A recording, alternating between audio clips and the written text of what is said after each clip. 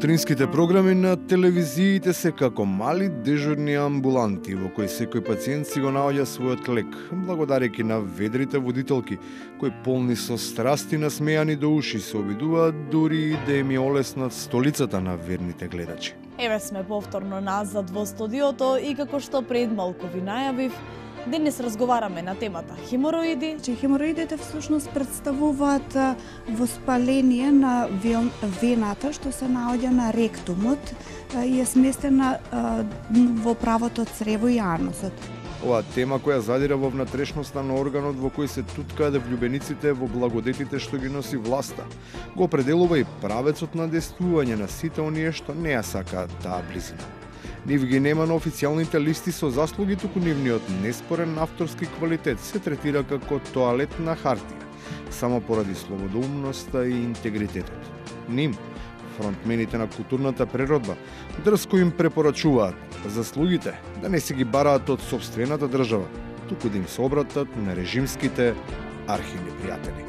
Треба да бидат упорни и да бараат, ако не тука, треба да бараат друг начин, еве кај овие плутократи, или да конкурираат во фондации кои делуваат од странство.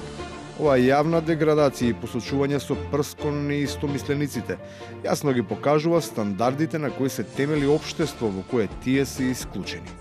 На таквиот лош системски вграден дефект предупредува дури и родоначалникот на модерниот правен волунтаризам, кој тогаш кога треба покажува високо ниво на свесност за причините и за последиците од сопственото однесување. Кога политиката ќе го поклопи правото, тука работите, мислам дека не може да одат многу добро и многу далеко. Кај нас не е само правото, туку се е поклопено од политиката, дури и сфери во кои таа треба да биде исклучена затоа што имаат сосема друга мисија.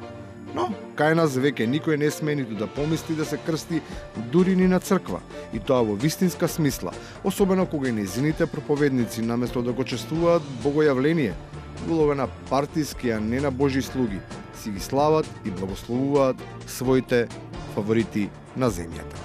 Нека нашиот градоначалник, бидејќи скоро се изборите, му благодариме за ова што ни го приредува веќе неколку години, нека се кандидира и дај Боже повторно нека добие. Нему пак фокусот не му е во мандатот, туку во изгледот за кој се обидува да добие позитивна оценка од публиката, однапред калкулирајќи со незадоволството што може да го предизвика, но политички, префрлувајќи одговорноста на стилистот што се грижи за него. Нова фризура, синојче на фризерка, ти викам, гледаме утре на телевизијата и бара си и критиките и викам как си му острижила. И на крајот, за оние кои што одамна расчистиле со косата. Не бараа ништо. Само дојда као да ми порача нешто, да ја затворам устата. Вламровските бербери веднаш преземаат такција за средување на изгледот, ама само кај оние кои веќе немаат влакна на јазикот.